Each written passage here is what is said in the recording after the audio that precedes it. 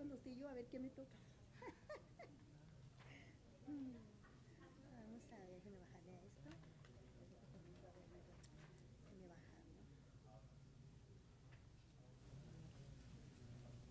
Me dice Mr. Navarro, I'm gonna be losing George. Dije, don't worry about it. Así es la vida, los cambios son buenos, ¿no? Yes, I believe in changes. ¿Verdad? Él camina bien, Dios lo va a bendecir. No, sí, no, sí. No, gracias a Dios lo está bendiciendo ahorita, gracias a Dios. Ahora es un nuevo trabajo. So. Thank you, Jesus. Por eso le digo, I believe in changes. I believe in changes, and changes are good.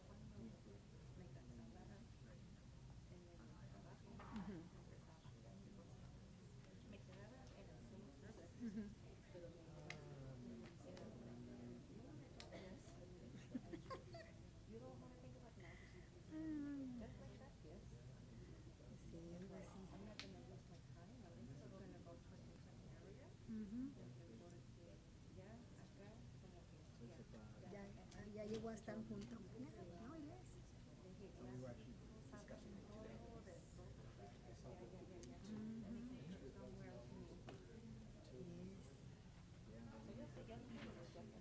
No, sí. Y eso es bueno, porque you have the doors open, you know, cuando hay algo un opening, you can move. It's good. Qué bonito que... We're going to have public or some students, we have some students.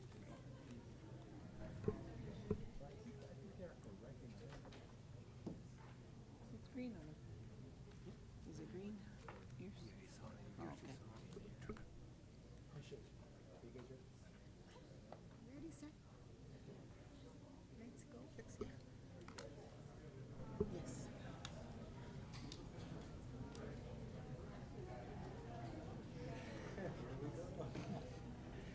Let's get the show on there.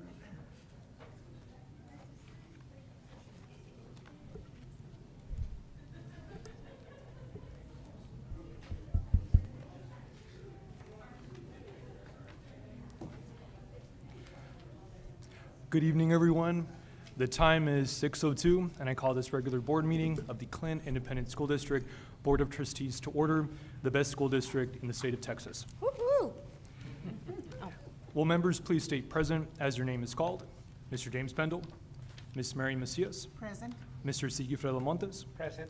Ms. Isela Torres, Present. Ms. Yvonne Shea, Present. Ms. Claudia Marquez, and I'm Eric Ardea, present. Let the record show that we do have a quorum. Joining us at the table tonight, we're happy to have with us our superintendent, Dr. Juan Martinez, members of the administrative cabinet in front of the room. Thank you all for being here as well. Ladies and gentlemen, at this time, will you please stand for the Pledge of Allegiance to the United States and Texas flags presented by Mountain View High School's basketball and volleyball teams.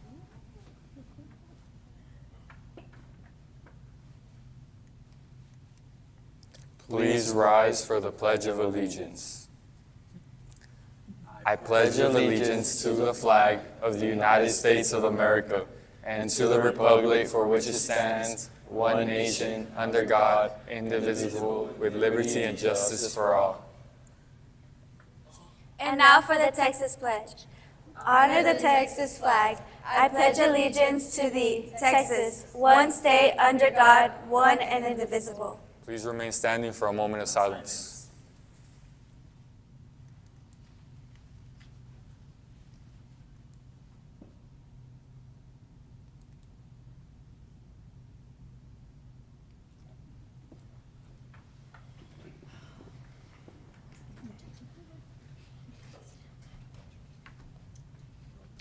Ladies and gentlemen, the mission of the Clint Independent School District is to prepare all students to be successful citizens. The district will work in partnership with the community and the family to create opportunities for the student to maximize personal potential. It is that time of our meeting we set aside for public forum. The Board of Trustees welcomes citizens to come forward at the monthly meetings and speak on subjects related to the school district.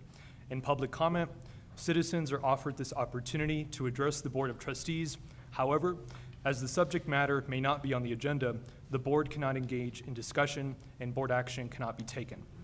Public comments for this meeting were requested to be submitted to noemi.alperanza@clint.net anytime prior to the regular board meeting start time.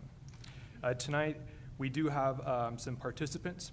Our first participants will be speaking together, and we have Mr. Lopez and Mr. Gutierrez speaking on the school rule preventing dyed hair. If y'all can please join us at the podium.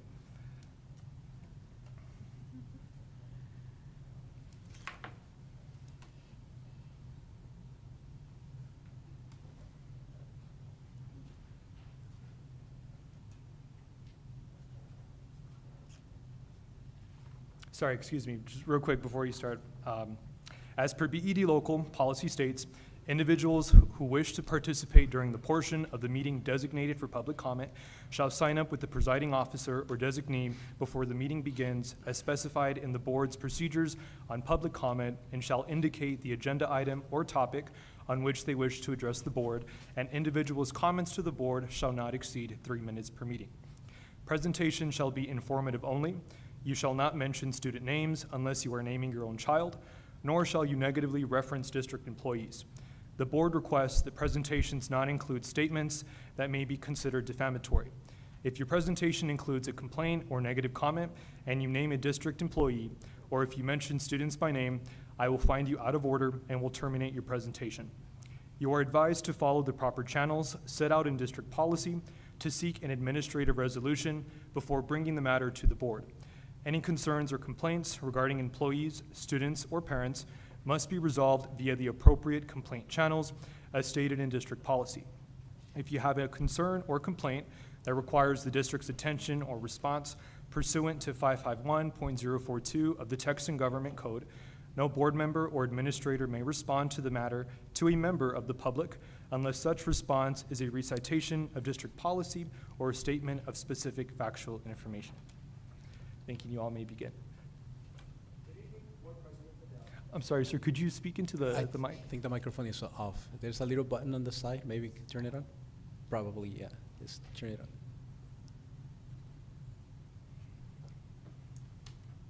on. There you go. Hello? Okay.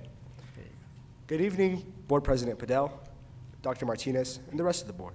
I'm Maticiao Gutierrez, And I'm Luis Lopez. and we are representatives of the unofficial group Voices of the Hawks. We acknowledge that rules are there for a reason. We also see that tradition is a big part of how things run, and it usually doesn't change. But sometimes, traditions should advance. Not that anything is wrong, but because the world is changing around us, and we want to be leaders in that change. Today, we're growing up in a world where identity, creativity, and self-expression are celebrated even in things outside of school. Colored hair is a simple way of expression, and it's not that big of a risk. Hair color can be compared to the things we wear or the music we listen to. Let's think of it like a font. It looks different, but the message is still the same. A kid with brown hair could be saying the same thing as a kid with pink hair, but the way he expresses himself is different. We aren't asking for it to get out of hand or to throw away all appearance rules. We agree that extreme or distracting hairstyles, regardless of color, should be an account, but we believe hair color alone shouldn't be the reason a student is asked to change. By allowing color hair in a respectful way, we send a message that our school is advancing along with other things in the world. We trust our students to be leaders, to express themselves maturely, and to represent our school with pride in every color. We would like to highlight the benefits. Study shows that students who feel seen and accepted are more likely to succeed academically, show up consistently, and participate in the school community. When we allow students to bring their true selves to school, hair and all, you're not just allowing expression, you're building confidence and encouraging growth. The world is moving forward. Creative industries are bigger. Self-expression is mainstream. We respectfully ask that our school shows that we allow students to wear colors that best represent who they are within reasonable boundaries, and help us prepare not just for school, but for the real world. Thank you so much for your time. We are the Voices of the Hawks. And we believe the future looks bright in every color. Thank you all. Thank you, students. Let me just say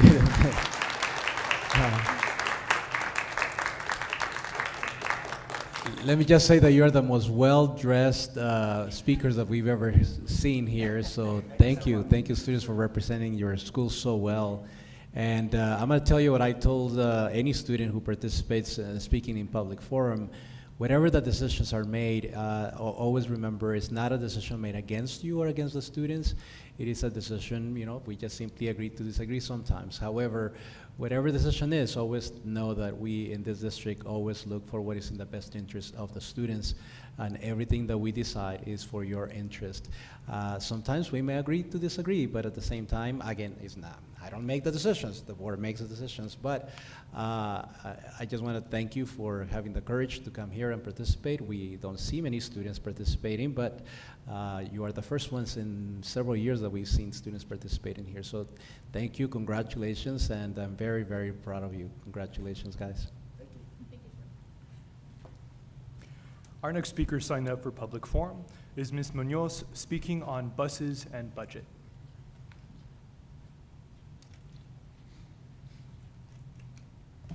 Buenas tardes, miembros de la mesa directiva. Buenas tardes aquí a los presentes. Yo vengo a hablar, con todo respeto, estoy aquí para hablar sobre el Departamento de Transportación. Yo sé que más de una persona le gustaría estar aquí hablando sobre los camiones y la situación, pero a veces tienen miedo de venir a hablar en público por represalias, y se entiende. Pero a mí me da más miedo que tengamos un accidente por cómo están ahorita los camiones. Queremos saber por qué no se ordenan partes, por qué no hay fondos para comprar lo necesario como luces, llantas, filtros, depth sensors. Hemos manejado con placas vencidas, hemos manejado con los windshields estrellados, a veces no hay wipers o productos que necesitamos para limpiar los camiones. Y así estamos desde hace tiempo. Muchos empleados somos padres de familia o familiares de estudiantes, y la seguridad de ellos es lo más importante. Para nosotros los choferes, la seguridad de nuestros estudiantes es más importante que ni la de nosotros. Así que les pido que tomen en cuenta estos y nos ayuden a poder tener los camiones en buenas condiciones.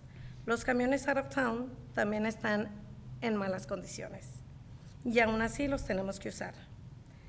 A veces que tienen que quitarles llantas o espejos para podernos mandar a los viajes out of town. Y eso a mí se me hace un poco mal porque no tenemos las partes para los 4 camiones que usamos out of towns. Muchas gracias por su atención. Gracias por ayudarnos a mejorar el Departamento de Transportación para nuestros estudiantes. Y sobre todo, la seguridad de los estudiantes, que es lo primero. Y como es el lema, juntos hacemos un mejor mañana. Together, we build a better tomorrow for the students. Thank you. Thank you. Mr. Gardea, I'm not going to respond because we obviously are not allowed to respond to the board, but I'm not the board. Number one, no one retaliates against anybody.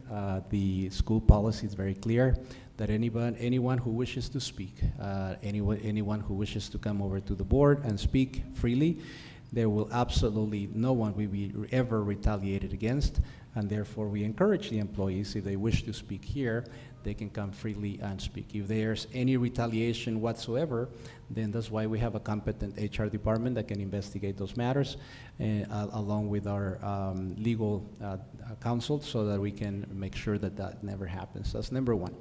Number two, we are working with the team of, in fact, today in the cabinet, we are actually discussing in that, just replacing parts here and there, but actually replacing an entire fleet of buses that some of them are very old. So we are working on that already. We've been working on it for the last 3 weeks or so. We actually received an inventory of buses just today, and there are some buses that are up to 18 years old, some of them are 20 years old, and we will bring a proposition to you to replace some of those older buses. So anyways, that's my comment. Thank you, Dr. Martinez. Are there any more participants signed up for public forum? Thank you. If not, we'll move on from public forum.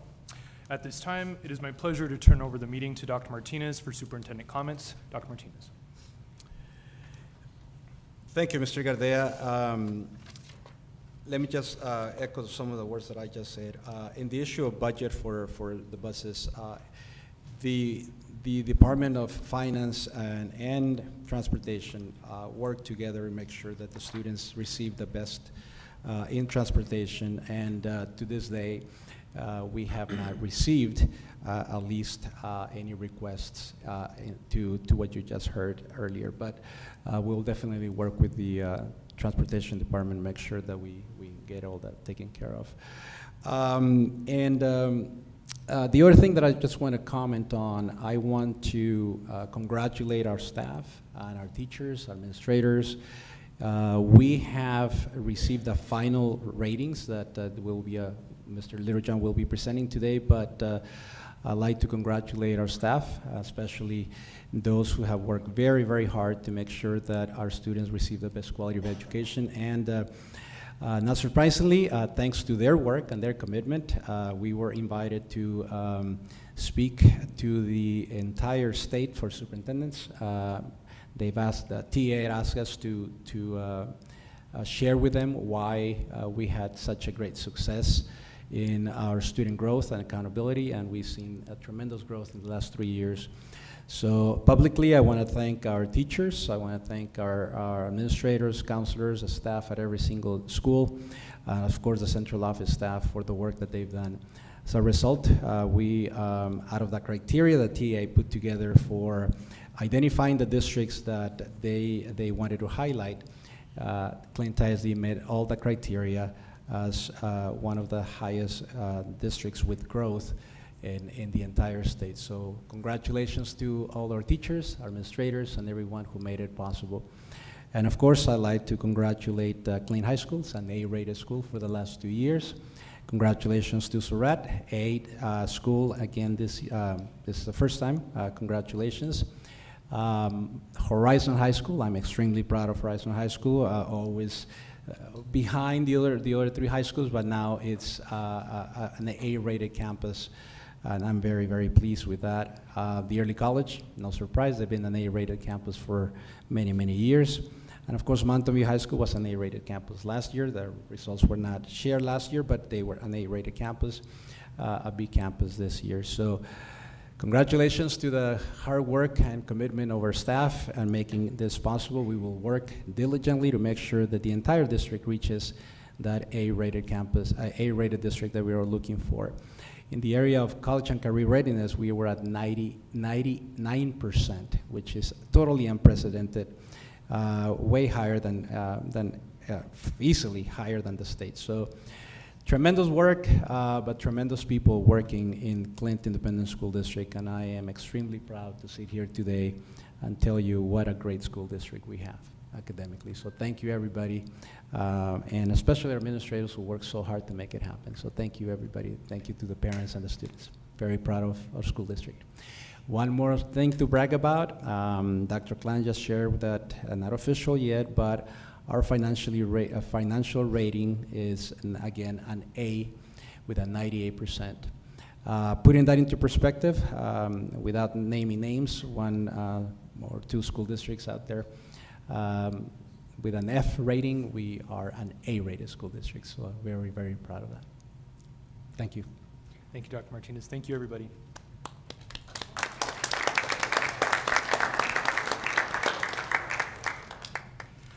Moving on to the next item on our agenda, we have the 2023 through 2025 Accountability Update presented tonight by Mr. Littlejohn, Assistant Superintendent of Secondary Curriculum and Instruction.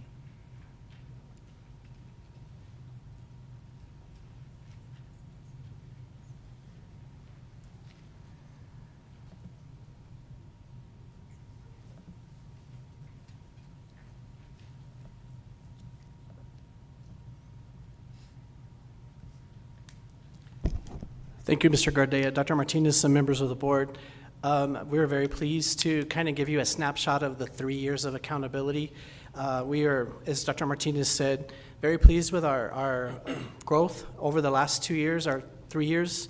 And so just, being learner-centered pays off in the end. And of course, I'm very proud of our Hawks here that articulated very, very well. They are obviously doing short constructed and extended constructed responses, Ms. Reese, which is tested on the STAR test, so they did a very good job.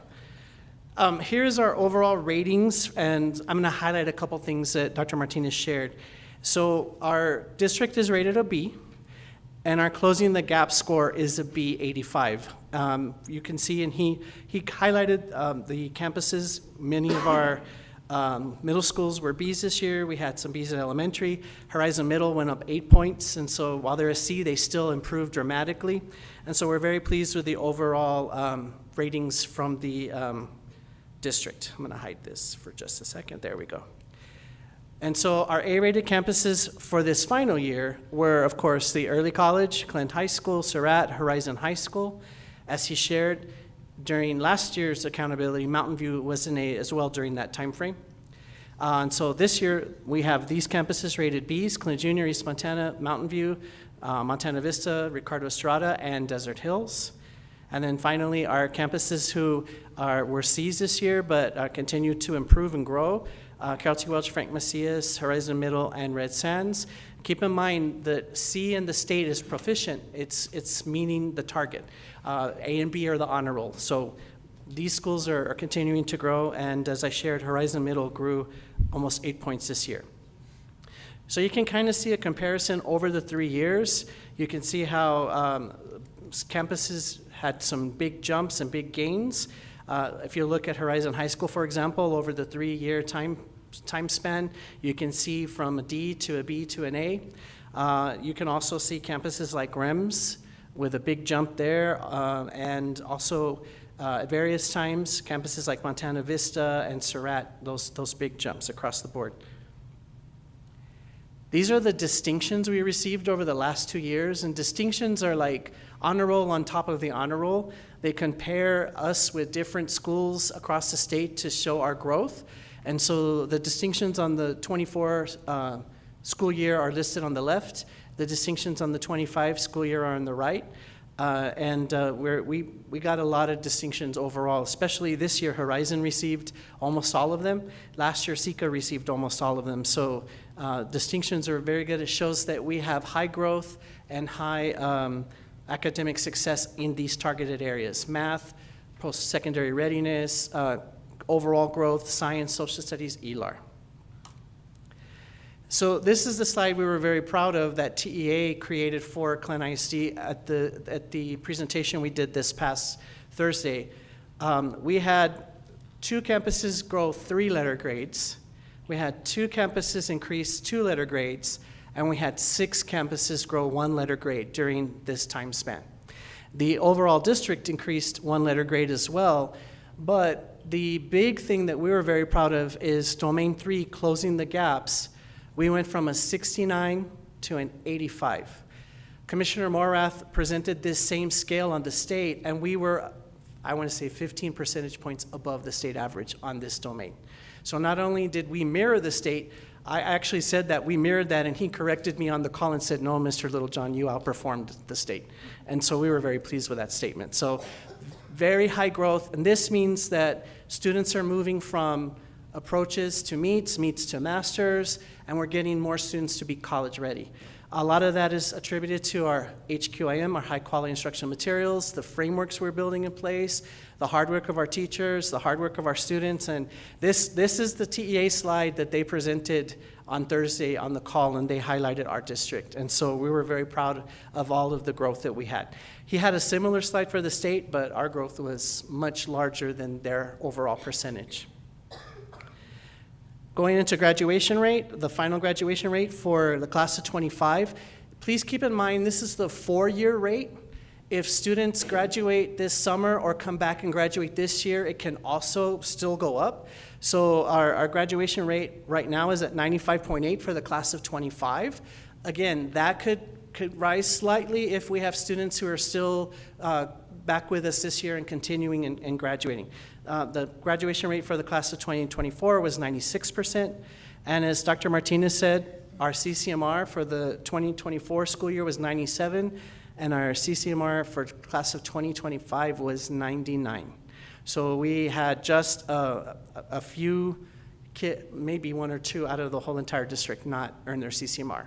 And usually that's because they came to us late or from another district, but we're very pleased with that. I think the state average is in the 60s, so our CCMR definitely helped us to get where we need to be overall with the accountability. And so just going back to this slide, you can see just from our distinctions, the steady growth we've had, the hard work.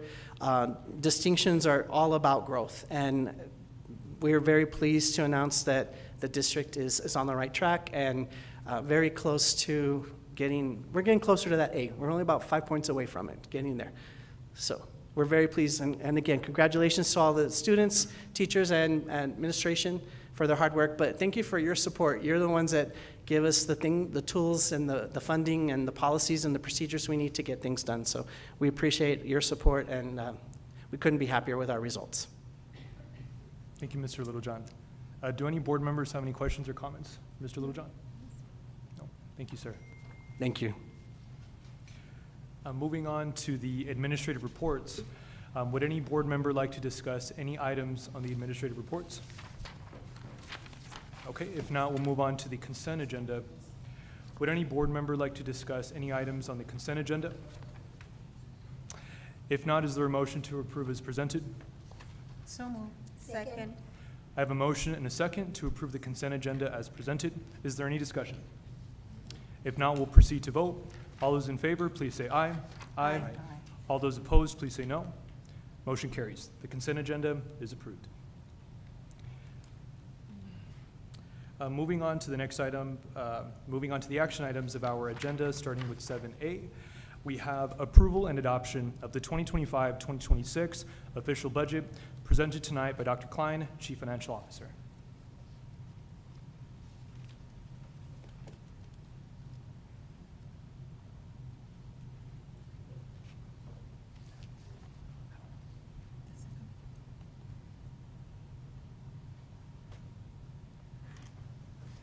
Thank you, Mr. Gardea, Dr. Martinez, members of the board. Our first item will be our official budget. A lot of this information you heard in July when we had our preliminary overview, but anything new, I will slow down and go into some more detail, but at any point, please stop me during the presentation. So when we're building our budget, we do focus on goal number 3 of being fiscally responsible, but we also focus on our core values of being learner-centered, innovative in everything that we do, and you'll see that throughout the budget, we have areas where we highlight that. Our budget preparation, we have met all requirements of the deadlines, posting in the newspaper, posting on our website to have all of that information available. And this slide is talking about the process that we follow for budget, which is called allocation-based budgeting, meaning that we give funds to our campuses based on their student enrollment. This chart here talks about how money is sent to us from the state. So just as I explained allocation-based budgeting, the state sends us money based on our student population. So if you see in this chart here, for example, we receive about $2.3 million in early education. So that money has to be spent in kinder through 3rd grade. A bigger portion of the chart, for example, is special education. 22% of our budget, or $16.2 million, is spent in special education. Now, they only send us maybe half of that, but we do spend what we need to provide those services.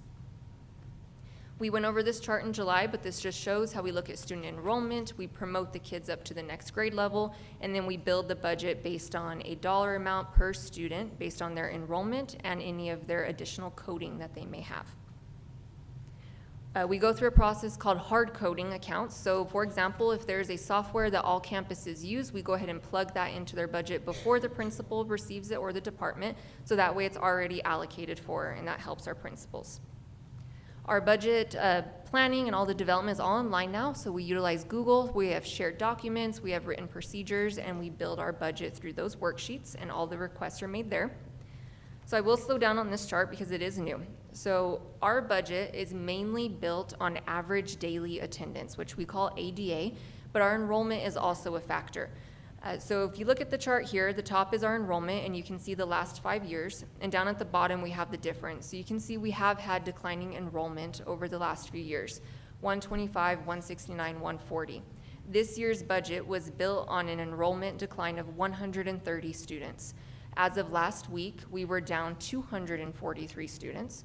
In 1 week today, when we looked at the enrollment, we've gained 9 more students. So the kids are still coming to us every week, but we have lost about 230 students compared to the prior year. But majority of our budget is based on attendance. So how many kids are showing up to school? So this bottom chart shows our average daily attendance. You can see that the differences are not as drastic. Even if our enrollment goes down, but our attendance goes up, it will offset. So as of last week, we're actually up on our ADA by 35. We budgeted for a decrease of 140. So this is good news, because if, let's say we took a snapshot last week and that's what revenue will come to us, this will send us about an extra $1.2 million. But it's still very early in the school year. Usually our attendance is higher at the end of the school year until all of the sniffles and coughing and all of those colds start to go through, then we have more absences. But I do know that all of the principals in the room are focusing on high attendance, making sure not only for budget, but also for student attendance for their academic achievement is high. So if we can maintain this high attendance that we have right now, it will be an increase to our revenue. So we will continue to monitor that throughout the year. This is just more detail on attendance. We are basically roughly basing it on a 94 to 95% attendance rate. Okay, the other portion of our budget is tax rate. So there are 2 areas of tax rate, something we called M&O, which is maintenance and operations. That sounds like electricity, right? Things like that, but it's everything. It's payroll, it's our instructional supplies, it is maintenance and operations as well.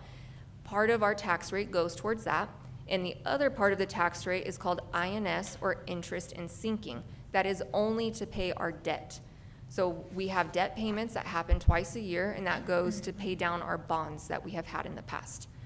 So the TEA helps build our tax rate. They have something called the maximum compressed rate. They look at our property values across the state of Texas, and if your property values go up, then the state of Texas says, Clint ISD, you need to lower your tax rate. So we follow that, and then we build the rest of the tax rate. So here is a chart of what that looks like.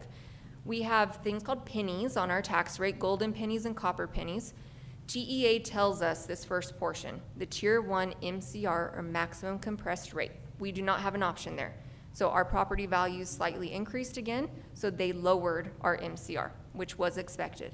Then as a school board, you have the opportunity to adopt these pennies here, which we continue to roll over each year. So that gives us a total M&O rate of 0.7524. Now there is room for an additional 3 pennies that could be adopted, which would generate about $3 million, but we would need to go to the taxpayers for that, and we have not seen the need to do that. It would go to the voters, and then they would approve an increase to their tax rate, but we do not see the need for it. The other side of the debt rate that we the tax rate that we talked about is for debt. Historically, we have been at 38 cents. This year, we have the opportunity to lower it to 37 cents, and that is to make this annual debt payment of $11.4 million towards our debt. So you'll see here there is a decrease overall for the M&O and the INS for a total decrease in our tax rate. This chart just shows you historically. So if you focus on the last column here of what has happened with the debt rate and M&O rate, stayed the same, dropped by 10 cents, increased by 9, dropped by 5, dropped by 2, dropped by 19. This is when the big spike in our property values happened, and then we've had smaller decreases since then. Now, part of our debt is also paid by state assistance, which is called EDA and IFA funding. All that means is that we have lower property values in Texas compared to more maybe affluent areas in Dallas or Houston. So the state will help us pay some of our debt, but we all see what's happening on our tax bills. The rates continue to increase. So the state of Texas sends us less money. So that is something that we have to be aware of as well. Part of calculating the tax rate, which we are required to show, is something called the no new revenue tax rate. What this does is it looks at last year's tax rate and this year's tax rate and the same properties. What tax rate would you pass to generate the same amount of money? And that's called the no new revenue rate. So that one is 0.958, but we are proposing a 1.122. So why is it higher? This does not account for what Texas does. So the tax rate is tied directly to what TEA does. If we lower our tax rate, then TEA says, Clint ISD, you don't need as much money, we're going to send you less state funding. So the two are tied together. So with this tax rate, with TEA's assistance, it will build the budget that's being presented to you tonight. So what does this mean to a taxpayer? If we look at this chart down here at the bottom, this is last year, this is what's happening this year. So the first one is the average value of a home in Clint ISD. So according to El Paso Appraisal Department, the average home is worth $200,000 as of last year. Well, they did their evaluation, they raised home values, and they're saying this year it's $202,000. Well, they have different caps that happen. For example, if your home goes up 18%, you can only be taxed on a 10% increase. So there are things to help taxpayers. So once you put the caps in, last year the value was 170, this year it's 181. Another thing that happened with the legislature this year is they increased the homestead exemption. Last year is 100,000, this year it's 140. So if a homeowner has that exemption, they filed for the exemption, $140 immediately, $140,000 immediately gets taken off of their value. So that's an important piece. Now this hasn't passed yet, but I wouldn't think any homeowners would vote against it come November. So we do build the budget based on it passing. So after all of that, what are you taxed on? Last year, the average homeowner was $70,000. This year it's $41,000. You look at the tax rates, the average bill last year was $801 a year. This year it's $467. So it is a savings of over $300 for a homeowner. Of course, this will all vary based on their actual value, and this is the average home value. We have posted everything on our website under Transparency and Debt, and we also posted in the newspaper 10 days before this meeting, and we had a public hearing available to our community at 5:30 this evening as well. Part of the budget, and a big part of it, over 80%, is salaries and compensation. We came to you in July, and you already passed that. The 3.5% increase, and also the state teacher retention allotment was built into the budget. There are a few changes on salaries for equity adjustments to align based on years, but all of this has already been approved by you and submitted in our budget tonight. So what is the budget built on? As we talked about, it's already our ADA. We are expecting that decline. We do still have interest revenue that is helping our district tremendously. So the money that is sitting in our investments, we are earning about $3 million a year. We are assuming that that will stay. So if by chance rates drop and our interest revenue goes down, we will have to evaluate that. We expect a majority of our taxpayers to pay their bills at 98%. There are a few that may come in later, but we're planning on 98%. We have our compensation. At this time, we're not looking to add positions because our enrollment is declining. So we are reviewing every week in cabinet our enrollment and staffing, and we'll add if necessary. For example, if a classroom goes over our limit of students, we will add that if needed. For the budget this year, we have added $800,000 for district and campus improvements where we find necessary, and this is what Dr. Martinez was talking about, for buses, for maintenance, for facility improvement. With the additional money we're receiving from the state this year, we have not been able to do this in the past. Everything has been met, what we've been requested from, but there is $800,000 that we have readily available to purchase. Our utilities are continuing to increase. Our water bill, our electric bill, gas, even the trash disposal, everything has increased. So we're looking at about 2% or $82,000. And we continue to spend from our ESSER fund balance, which I will go over. So here's what you approve as a board. You approve by function. So where do we spend our money, which different areas? I'll just go over a couple. At the top, we have our revenue. We're expecting from taxes and the state to receive $124 million, and 56% of the budget goes towards instruction. Let's jump down to 34, which is transportation, $4.5 million. 51 is maintenance and operations, that is $15 million, and you can see just where that's distributed. So this is our annual, each year, what it costs to run our district, to pay employees and to buy supplies and utilities. It's balanced at this point. We have a balanced budget for reoccurring costs. But we do divide it up into different charts of our fund balance. So this second chart is ESSER. So if you recall, a few years ago, we set aside $9 million from ESSER to continue initiatives. And we thought that would only last us 3 years. We're not spending at the rate we originally anticipated, so we do think this will turn into a 4-year plan, which is good news. So we have 6.7 million left, but we're only spending about 2 to 2.5 million. So this will continue. So we do have some teachers that are funded out of that. Tutoring and extra duty pay are the big ones, summer school, for example. So this is money you've set aside, already approved, which is a benefit. The last chart are the one-time expenditures like parking lots, like the field house that we have built. And you've already approved those. It's already assigned in the fund balance, and we have 6 million left.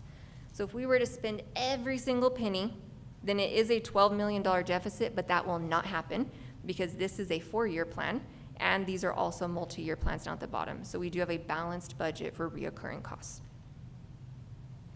This just gives you an additional breakdown. You don't approve at this level, but just to show you that our payroll is 81% of our budget. And then this just shows the different areas where we spend our money. So special education is one of the largest of $16 million that we invest in our special education program. You also approved the child nutrition program. All of our students continue to eat breakfast and lunch for free. We also have dinner free for tutoring and after-school programs. We have a balanced budget for our CMP program as well. We do have some additional funding and fund balance there, so you'll see 2.4 million of assigned fund balance that we need to spend down. All of this goes back into our cafeterias, cafeteria tables, equipment, cooking supplies that will benefit our child nutrition program. And finally, that debt service that I was talking about, the other side of our tax rate. So you'll see our payment this year for our debt is 11.4 million. Local revenue from taxpayers is about 8.3, and the state funding is around $3 million. So you'll see the chart here. This comes from taxpayers, this comes from the state. In the past, it was 60 to 70% came from the state, but our property values keep going up. So this is to make our minimum payment. In September, we'll be coming to you with another proposition for a refunding, which is a savings to our community. Approximately $1 million is what it's looking like right now, so that will definitely help. And then if there's any additional defeasance, meaning we pay off debt a little bit early, if the state sends us more money, we will bring that to you for your approval. We have other funding that flows to us, something called SHARS and MAC. This is our special education program that provides health-related services to our kids, but this has declined drastically. We used to receive $2 million, $3 million. We're only projecting $500,000, but that is changes from the federal government and state of Texas. We still provide all the services plus more, but our revenue has gone down, unfortunately. We receive money for textbooks from the state, and we also receive grant federal money. This is informational. You don't approve grants at the board level, but I thought it is something important to highlight. On the federal side, for this coming year, we anticipate over $9 million in federal grants that help our instructional programs. And state and local grants, which we go out and apply for, we are looking at almost $3 million in additional grants that help our schools. Travel rates you do approve in the budget. So we came to you about 1.5 years ago when we raised the student per diem meal rates. We've gotten positive feedback from them. The only change that we are proposing this year is for staff mileage reimbursement. It's not common, but we do have some employees that have to travel between schools and they submit paperwork for mileage reimbursement. In the past, we've had it at 55 cents, and we are proposing raising it to 65, which is a TEA recommendation. And our last slide here is what Dr. Martinez highlighted of our school first rating. Still preliminary, but we're not going to appeal it because we did very well. So this will be official come October, but we continue to receive the highest rating of superior achievement, a score of 98. And these are preliminary ratings, which could change if possibly one of the districts appeals their ratings, but as they stand right now with preliminary, you'll see that there's a group of 4 of us with this 98 rating, and we are doing very well as a school district financially.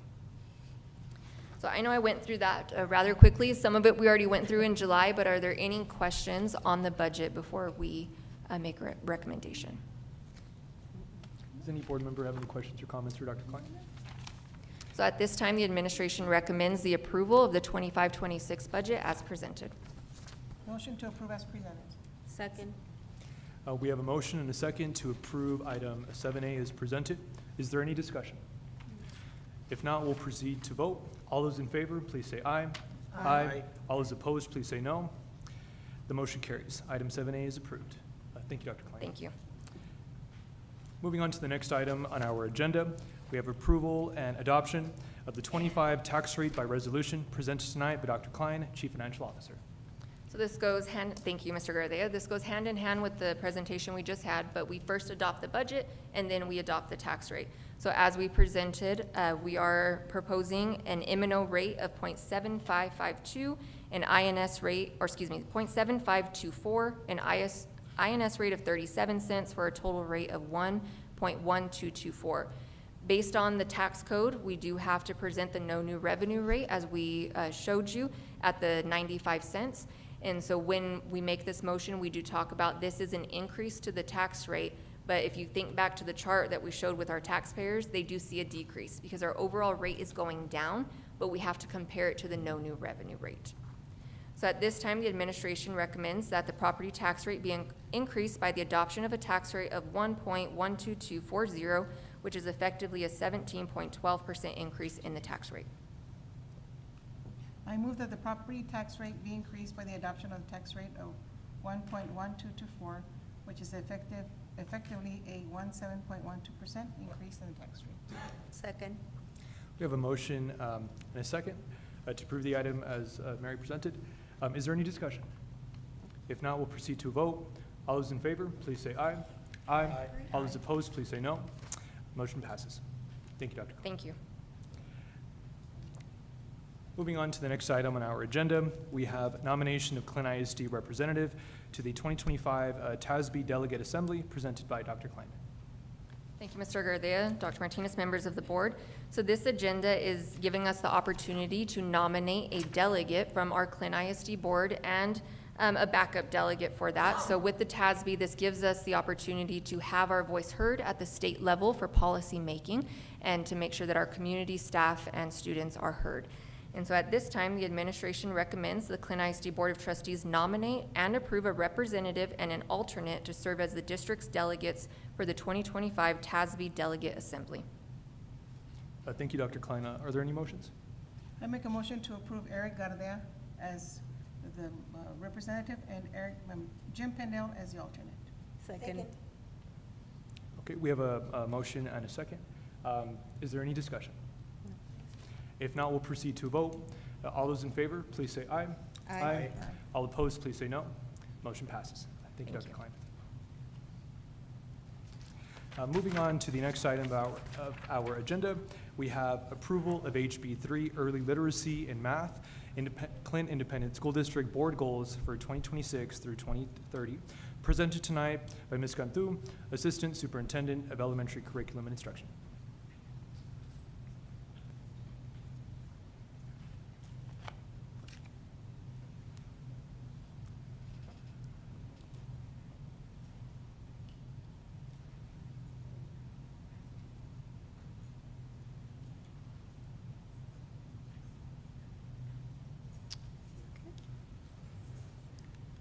Good evening, Mr. Gardea, Dr. Martinez, and members of the board.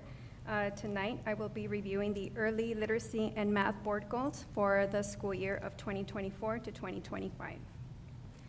We will begin with reading. The data sources that we use for this data is STAR 2025, M-Class for kindergarten, and for CLI Engage, this data is for pre-K. The goal, for June of 2025, 60% of our third grade students will score in the MEETS category of STAR reading, and this is how we did. Before you, you have a graph of a 5-year comparison, beginning with 2021 to 2025. I would like to make note that we do have an outlier in 2021, just to let everybody know that this was the school year after COVID, and not all the students were required to come in and take the assessment, which is why you see the score relatively low. By the end of the 24-25 school year, the percentage of pre-K students, we wanted 71% of the students to be on track using CLI Engage. At the same time, by 24-25, we wanted 70% of our kinder students to be at benchmark or above the benchmark using M-Class Amplify. In the same way, 75% of our students in first and in second grade, we want them to be at benchmark or at above benchmark, again using M-Class Amplify. So this is a bit of how we did. Second grade DIBELS, just to make note that for M class, DIBELS is the English component and Lectura is the Spanish component. For DIBELS, all of our students take the assessment, including students in dual language as well in the monolingual classrooms. Our goal was 75% of students would meet the goal and 62% met the goal. I want to draw your attention to the graph. The row above is the beginning of the year, and the row below is the end of the year. So the trends and patterns that you want to look for is less of the red and the yellow and more of the blue and the green. Second grade Lectura, the goal for last year was that at the end of the year, 75% of the students would meet the goal, and at the end of the year, we fell short by 13%. Again, but you do see reoccurring patterns of less of the red and more of the blue and of the green. We move on to the first grade DIBELS. With the first grade DIBELS also, we had a similar goal of 75%, and 66% of the students met the target. And again, just to reiterate that this also includes all of our dual language students as well. We move on to first grade Lectura. Out of the 75% of the goal, 60% of the students met the goal.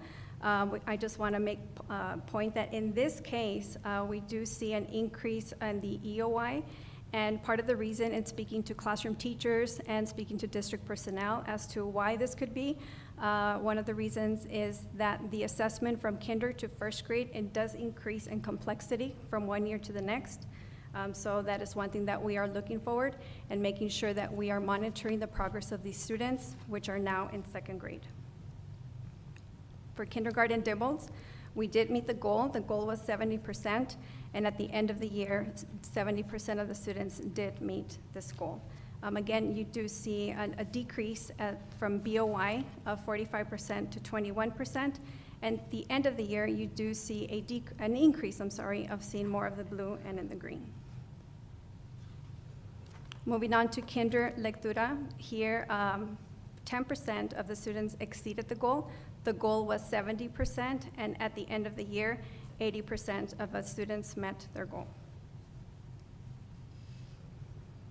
For pre-K CLI Engage, I do want to make note that in pre-K, we do have students that take the assessment in English or in Spanish. They do not take both the way M class, the students take both the exams, but for CLI, for pre-K, either they take it in English or they take it in Spanish.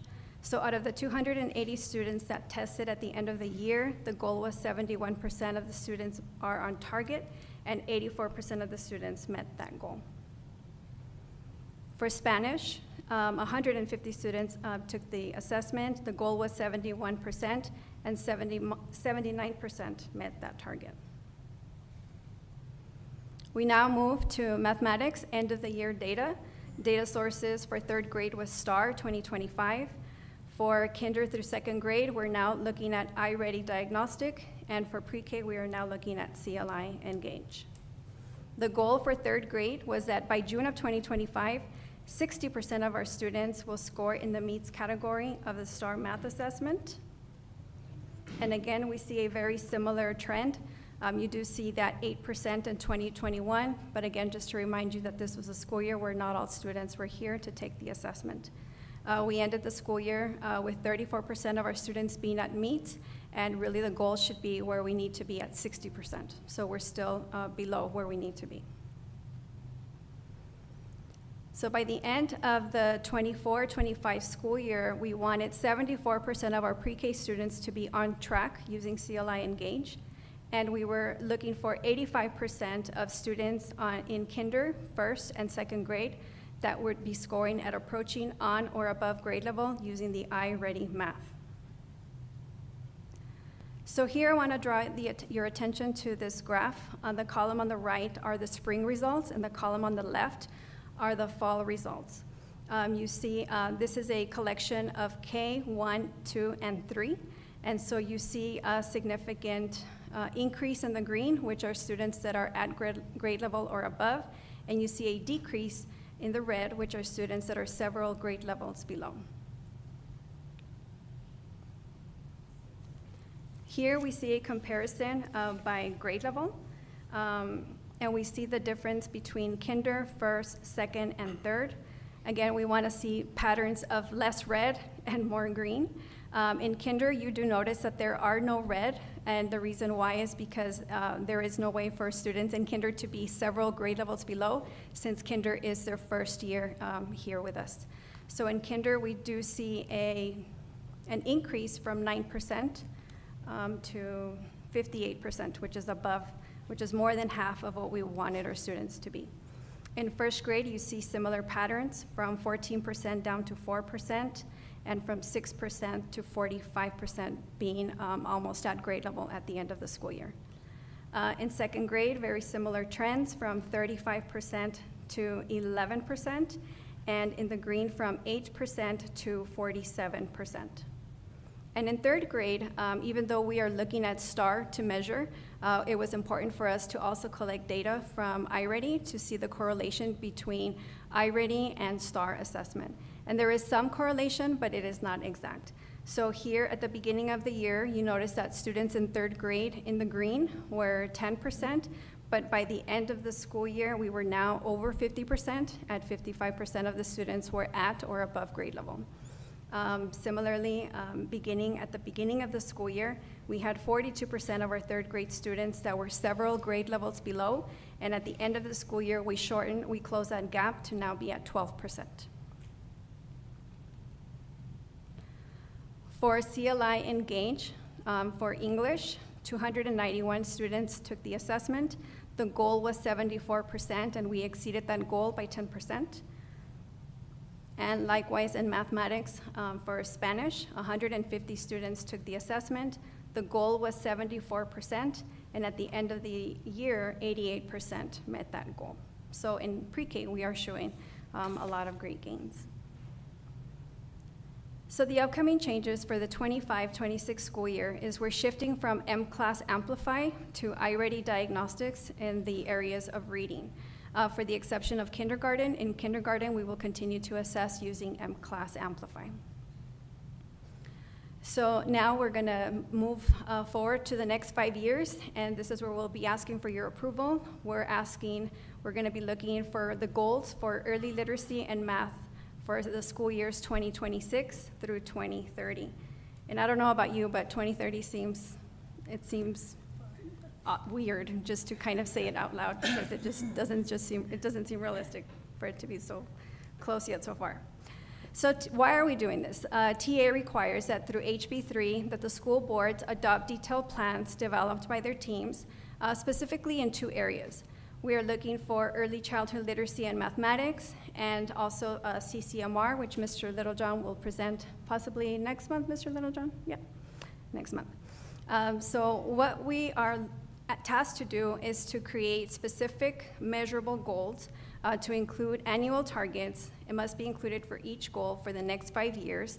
At the same time, we're also asked to break down those goals and to include by subpopulation, which you'll see in a little bit. When we put this together, we did form a committee to include members of district personnel. We included administrators, and we also included teachers to be part of this process. It was important for us that as we're developing goals for the next 5 years, that we get their input, just to make sure that we're not creating goals that are not attainable. We wanted to make sure that it was something that it was measurable, but also that we're able to measure, and it's attainable for the teachers and their students. So we begin with third grade reading. The percentage of third grade students that score at the MEETS level or above using STAR reading, our goal is to increase from 41% to 58% by June of 2030. I want to make note that in the yellow, that highlighted part, 2025, that is where we ended the school year. So we wanted to increase 9 percentage points for the upcoming school year. And then thereafter, the goals will slowly increase. At the bottom, you notice it says closing the gaps. So these are the subpopulations that we'll also be targeting. We're looking specifically at the Hispanic subpopulation, the white, special education, students in economic disadvantage, and the emergent bilingual. With the help of Mrs. Amanda Rueda, she helped us align these targets just to make sure that these are aligned to the state and STAR standards regarding Domain 3, closing the gaps. We move to second grade. The percentage of second grade students that score at Tier 1 on iReady will increase from 48% to 71%. Now here, there was quite an increase because we figured like we didn't want to have a goal less than 60%. So even though this year we ended with 48%, we didn't want to have anything less than 60. So even though it's a 12% jump, we felt that the goal was ambitious but still attainable for our teachers. And then likewise, at the bottom, you see the breakdown broken down by the subpopulations. We move on to first grade. First grade students that score at Tier 1 on iReady will increase from 68% to 78% by June of 2030. In kindergarten, our kindergarten students that score at benchmark or higher on M-Class will increase from 70% to 88% by June of 2030. This is now going back to M-Class, the data that I just shared. So our students in kindergarten do pretty well, so we just felt that we wanted to stretch that growth and begin that target for next year and pushing them to be at 80% for next year. And then at the bottom, you also see it broken down by subpopulations. For pre-K students, our goal is that the percentage of pre-K students that score on track on CLI Engage will increase from 81% to 93% by June of 2030. Very similar to kinder, our pre-K students historically do pretty well, so we wanted also to stretch that growth and begin next year moving their growth from a 75 to a 85% is where we'll be stretching their growth. And at the bottom, you also see the breakdown by subpopulations. We move on to third grade math. Beginning with third grade, the percentage of third grade students that score at the MEETS level or above on STAR will increase from 34% to 56% by June of 2030. As I mentioned, we ended the school year, this past school year, with 34%. Our goal was 60%, so we're still relatively below where we need to be. But we felt an increase from 34% to 45% was reasonable for this upcoming school year. Again, it's a stretch, but the committee felt it was attainable and something that we would strive towards. Towards the bottom, you also see the breakdown by subpopulation, and again, the third grade reading and math scores are both aligned with the state standard that is already provided from the state. We move on to second grade math. The percentage of second grade students that score at Tier 1 on iReady will increase from 44% to 71% by June of 2030. And as I mentioned before, 44% is not where we want to be. So we didn't want, the committee didn't want to go anywhere below 60%, which is why we just kind of kept 60% as that starting mark for 2026. For first grade, the percentage of first grade students that score at Tier 1 on iReady will increase from 58% to 73%. Very similar, we were 58% a little bit higher than the 40% that we saw earlier, but still we wanted to stretch that growth and go beyond that 60%. So we decided that for 2026, we will begin with that growth from 58 to 65%, and by 2030 be at 73%. The percentage of kinder students that score on Tier 1 on iReady will increase from 48% to 71%. Very similar to the previous one, from 48%, we're stretching ourselves to be at 60% by the end of 2026. But by 2030, we want to be at 71%. And again, if you can see the subpopulations, they're very similar. The Hispanic population, it mirrors the alt student population, but you do see the targets are a little bit different for students with special education and for emergent bilinguals. The percentage of pre-K students that score on track on CLI Engage will increase from 84% to 96%. Again, our pre-K students for historically are doing very well, also in mathematics. So they ended the school year with 84% already being on track and on target. So we wanted to stretch them a little bit more to be at 88% for this upcoming school year, but we want to stretch them to end at 96% by 2030. And again, closing the gaps by student subpopulations down below. And at this time, are there any questions regarding the data that was shared? Do any board members have any questions or comments for Ms. Cantu? Thank you. If none, is there a motion to approve item 7D, approval of HB3 Early Literacy and Math Clint Independent School District Board Goals for 2026 through 2030 as presented? So moved. Second. We have a motion and a second to approve item 7D as presented. Is there any discussion? If none, we'll proceed to vote. All those in favor, please say aye. Aye. All opposed, please say no. Motion carries. Thank you, Ms. Cantu.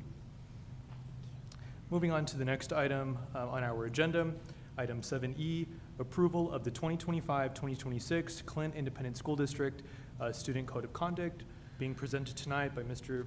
Littlejohn, the Assistant Superintendent of Secondary Curriculum and Instruction.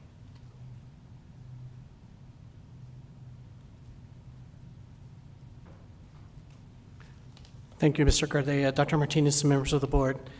This year's Student Code of Conduct was provided to us by TASB Legal Services with all the legislative updates.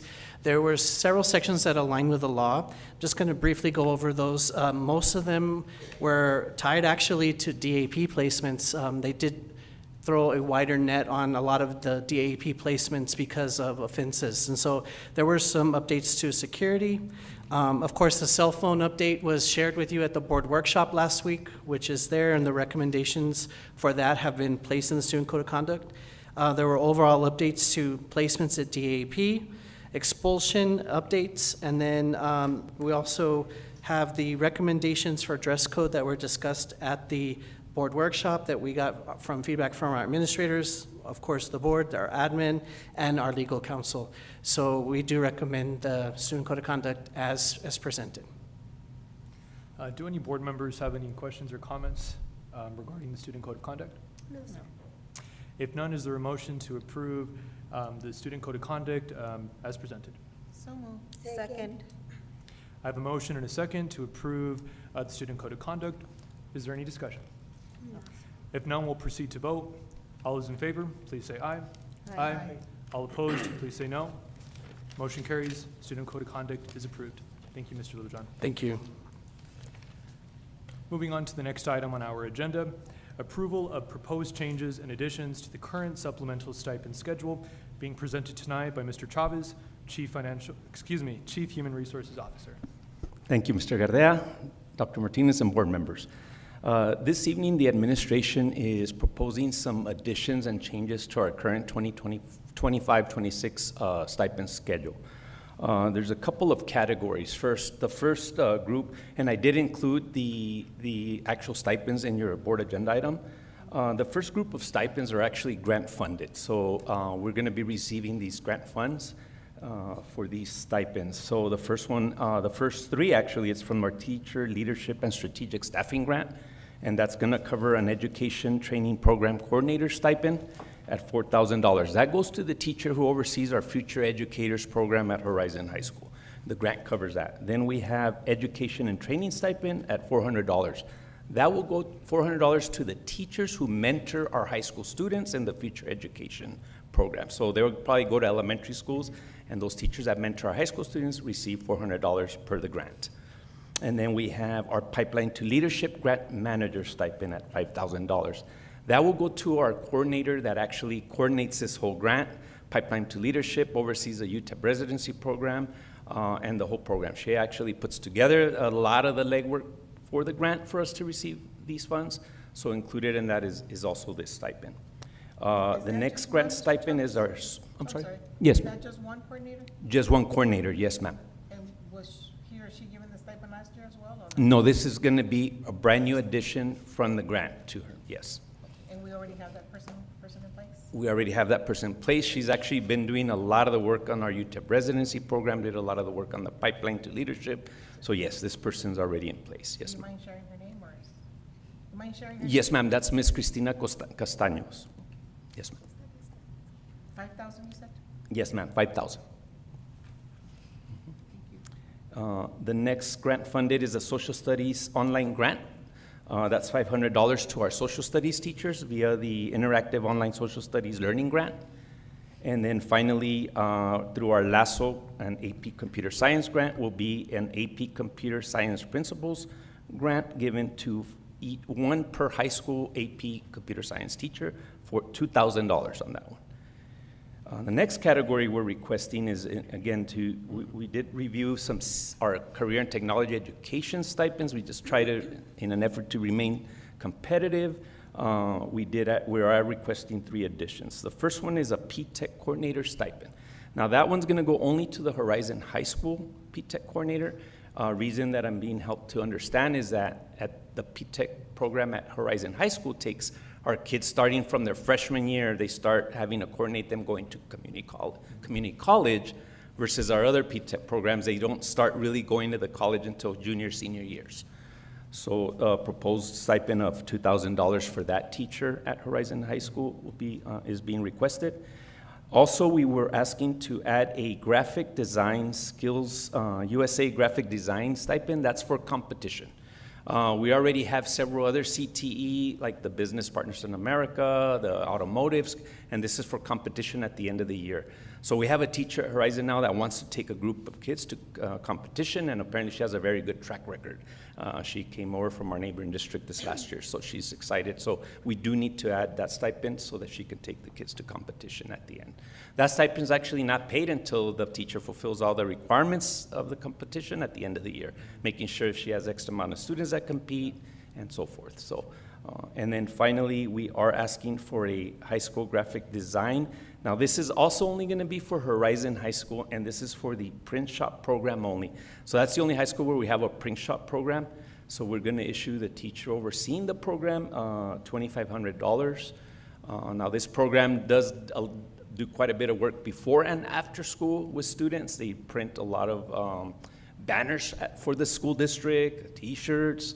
They do a lot of projects like that. So we are requesting that $2,500 stipend. And then finally, we're just asking for a change in fine arts on how we disperse stipends. Right now, we have approximately 12 teachers that are split, their assignment is split between the high school and middle school. So their day is approximately half at each. And right now, those teachers are only receiving the high school stipend. We are proposing that they also receive, well, it depends. Their primary assignment, they'll get the higher stipend of the two. We're proposing they get the full high school stipend and then half of the middle school stipend. That's if their primary assignment is at the high school. If the primary assignment is at the middle school, they'll get the full middle school stipend and half of the high school stipend. The way we determine that is that actually there's 3 teachers that their primary assignment is the middle school, and that's because the majority of sections, they teach more sections at the middle school than at the high school. All the rest are either half and half or more sections at the high school. The 3 larger districts, Isleta, Socorro, Paso, actually pay these teachers the full high school and the full middle school. We're only proposing paying them half of the second for now. That's what our budget can handle for now. Plus, you know, we also have TIA, we have other incentives for our own teachers. What's the max amount that the teacher would get? I'm sorry? What's the max amount that the teacher The would maximum possibly will get? be, off the list that I have here, Ms. Macias, the maximum total will be $9,000. Yes, ma'am. That's a combination of both, the full and a half. And so with that said, I'd be glad to answer any additional questions, and if not, you know, the administration is recommending the proposed changes and additions to our current salary schedule. I mean, stipend schedule. Do any board members have any questions or comments for Mr. Chavez? If none, is there a motion to approve, proposed changes and additions to the current supplemental stipend schedule as presented? So moved. Second. I have a motion and a second to approve this item. Is there any discussion? If none, we'll proceed to vote. All those in favor, please say aye. Aye. All opposed, please say no. Motion carries. This item is approved. Thank you, Mr. Chavez. Thank you. Moving on to item 8 on our agenda, closed session. The board will now move into closed session in accordance with the Texas Government Code, Section 551.071, consultation with board attorney, Section 551.074, personnel matters, Section 551.082, school children, school district employees, disciplinary matters or complaint, and Section 551.0821, personally identifiable information about a public school student.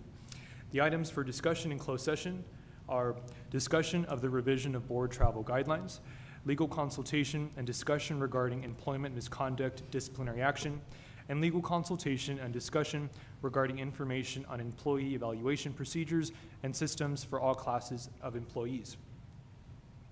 The time is 7:14, and we will now enter closed session. We'll be back as soon as possible. For those of you leaving, thank you all for being here tonight, and I hope you have a nice night, and please get home safe. Thank you.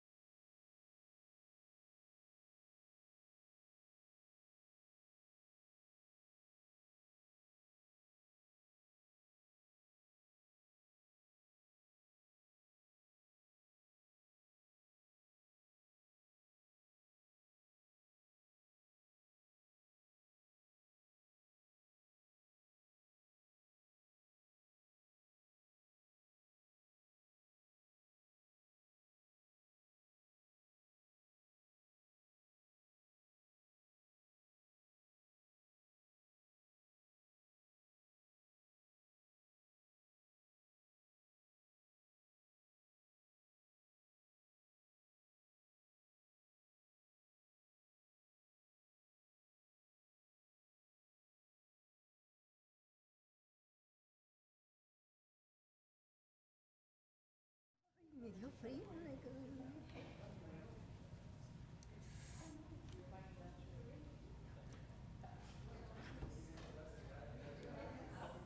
Pobrecitos.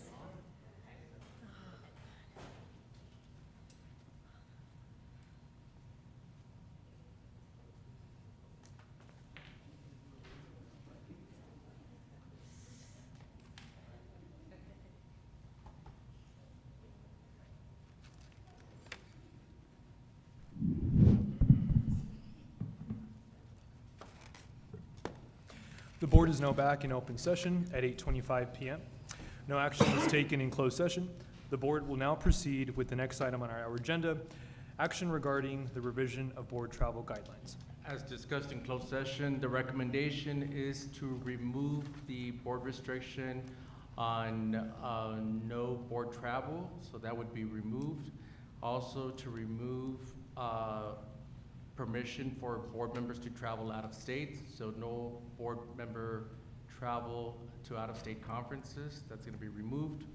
And also the other recommendation as discussed is that instead of 4 trips per year, board members will be limited only to 2 trips per year from the time period of June through July. The next additional restriction by the board is going to be that board members will only be allowed to travel if they've been here in attendance at any meeting of the board. That would be 80% of the time, and that again would be for the time period of June through July. And the last mandatory requirement for board travel is that the board members be present at the Team of 8 training. Is there a motion to approve the item as presented? So moved. Second.